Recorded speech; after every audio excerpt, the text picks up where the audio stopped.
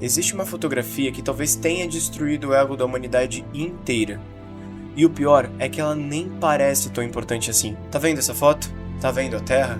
Não? Peraí, tá vendo isso? Isso aqui é a Terra. Não parece, mas é a Terra. Todo ser humano que já existiu dentro desse pixel. Todas as guerras da história, todos os reis, todos os imperadores, todas as pessoas que você ama.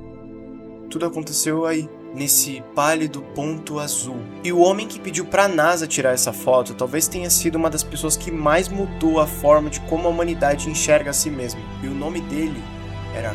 Forever was, forever will be. Eu sou uma coleção de moléculas orgânicas chamadas Carl Sagan. Ela vai nos levar a mundos de sonhos e mundos de fatos. Venham comigo.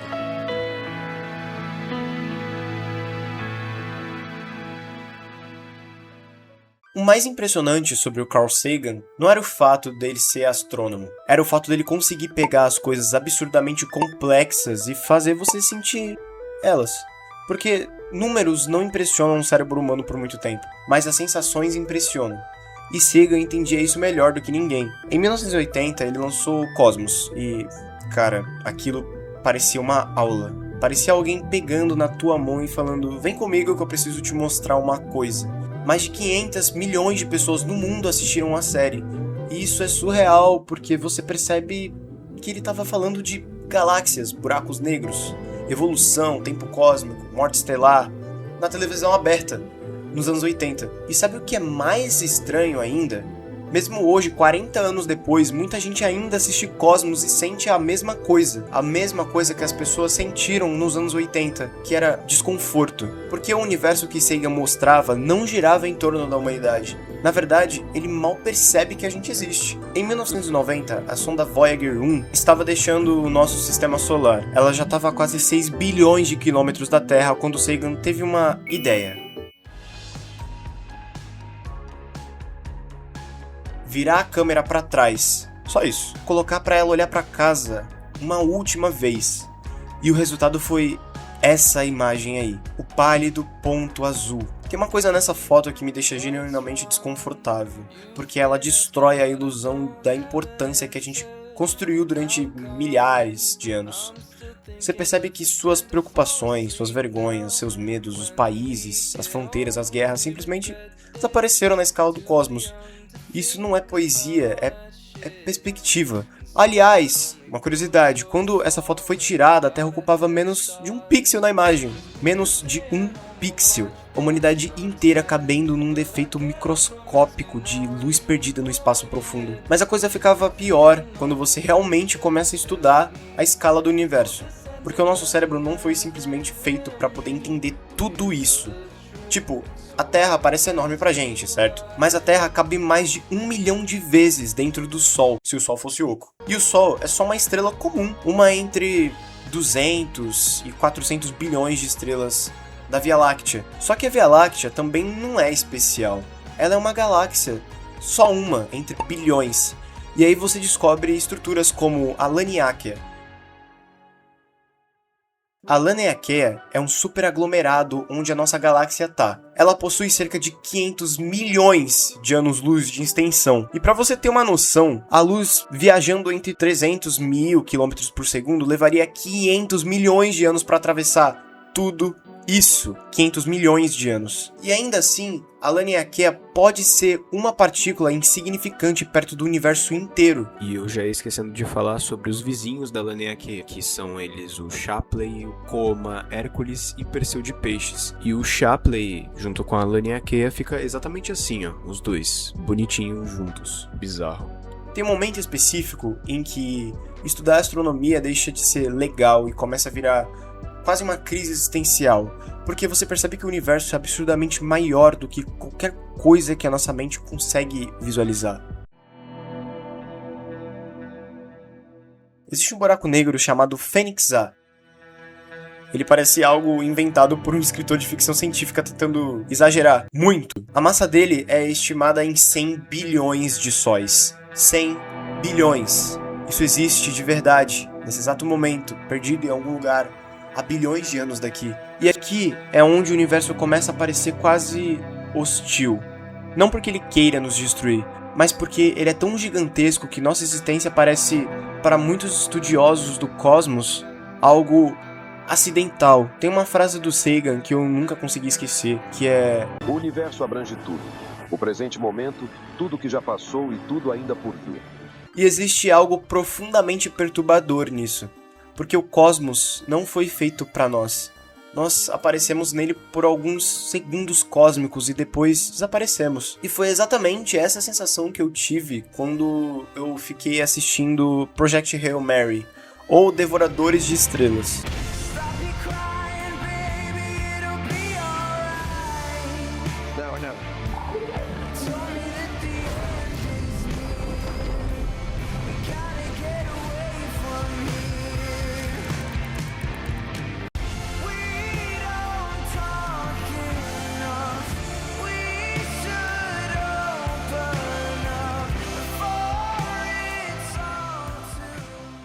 E o mais curioso é que esse filme quase não depende daquilo que normalmente domina a ficção científica.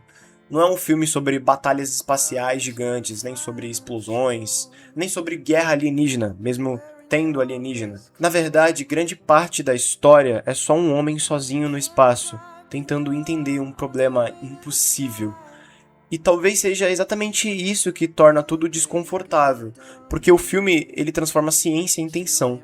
Cada descoberta parece pequena no começo, até você perceber o tamanho real da ameaça. Uma ameaça capaz de apagar estrelas, literalmente. O que me pegou foi a sensação constante de impotência. A percepção de que existem fenômenos cósmicos tão absurdamente grandes que a humanidade inteira parece uma criança tentando parar um tsunami com as mãos. E ao mesmo tempo, o filme consegue ser estranhamente humano. Eu sou o Grace. Eu vou te chamar de Rock. Joinha. Não, tá fazendo pra baixo. Joinha pra cima. Tá valendo. Porque no meio de toda aquela escala absurda, o foco continua sendo o medo, solidão, curiosidade e a conexão. E o mais interessante é que esse filme entende algo que o Sagan também entendia. O ser humano não foi feito para lidar emocionalmente com a escala do universo. A gente evoluiu para sobreviver na savana, não para contemplar estrelas morrendo, não para encarar distâncias que a mente humana mal consegue imaginar. E talvez seja por isso que a astronomia mexe tanto com as pessoas, porque ela não fala só sobre estrelas, ela fala sobre nós, sobre como reagimos quando percebemos que talvez não sejamos o centro de absolutamente nada. E aqui eu preciso entrar numa parte meio delicada, porque quanto mais eu estudo astronomia, menos eu consigo olhar para o universo como só um acidente. E calma, antes de você me matar nos comentários, eu não tô falando isso como prova científica, não tô tentando transformar a ciência em religião. O próprio Carl Sagan era extremamente cuidadoso com esse tipo de conclusão. Às vezes, olhar para o cosmos não afasta a ideia de algo maior. Às vezes, ele faz o contrário. Porque pensa comigo, as leis da física funcionam com uma precisão absurda.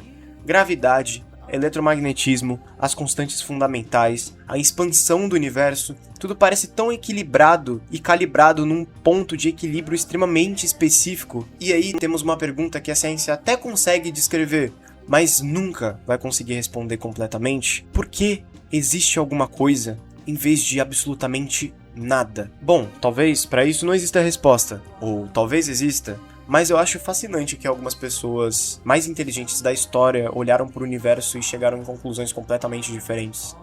Alguns enxergaram caos, outros enxergaram ordem. Alguns olharam para a imensidão do cosmos e sentiram vazio.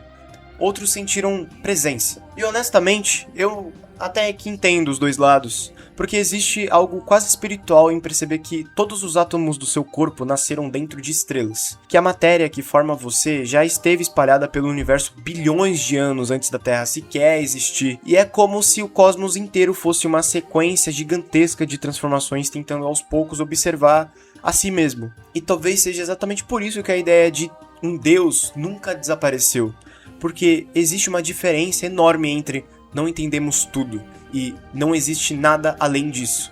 São coisas completamente diferentes.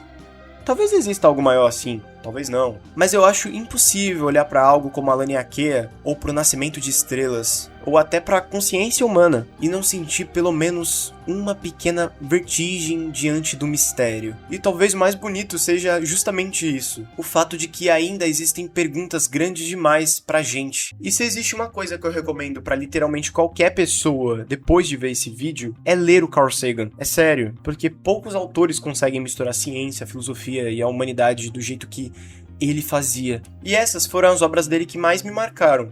O Contato. Tem um filme sobre, mas o livro fala exatamente a mesma coisa que o filme, que é realmente ficção científica. Eu não vou dar spoiler por aqui, quer dizer, eu não vou nem dar a sinopse aqui, porque eu quero que você realmente vá lá e veja por si só, sem ler nada, só ler. Ou veja o filme, você vai sentir uma coisa diferente, você vai ser pego de surpresa, vai ser interessante essa experiência. Bilhões e Bilhões é o livro, talvez, ou com certeza, o livro mais humano dele. Pálido Ponto Azul, esse livro muda a forma de como você enxerga a humanidade, é basicamente o que me inspirou a fazer esse vídeo.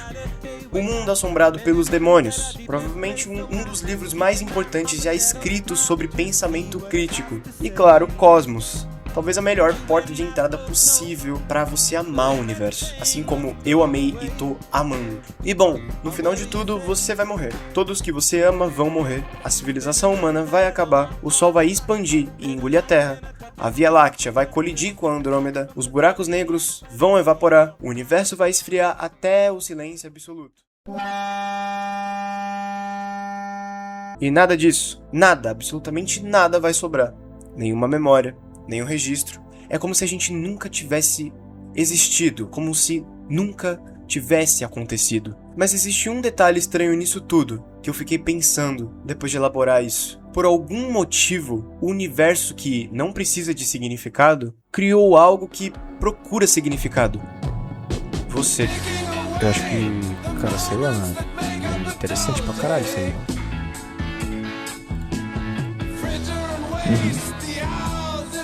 É muito louco, né? Tipo, como é que eles fazem, né? Tipo, as coisas, né? O que eu tô falando? Exatamente, eu acabei de cagar pra tudo que você falou. Quando tem alguma outra música, tipo, que é assim que você quer que esteja no vídeo, cara? Pelo menos a música do Interestelar de intro. E Time? Pode ser... Time é legal, né? Do Pink Floyd? Isso. Nossa, o cara puxou essa da bunda. Agora vai. Ó, essa é a Terra. Aí eu faço assim, aí eu faço... Explodir. Cara, eu amo esse jogo, cara, na moral. O melhor jogo de todos os tempos. Mas ignorante jogar de espadão. Ignorância jogar de espadão. Bom, eu nem preciso repetir a porra da minha frase. Bruno vai lá e copiou, né? Ô Pedro, aquilo lá que você vê quando você olha pra cima no espaço é a Via Láctea, sabia? É uma Arizona poluída, Bruno.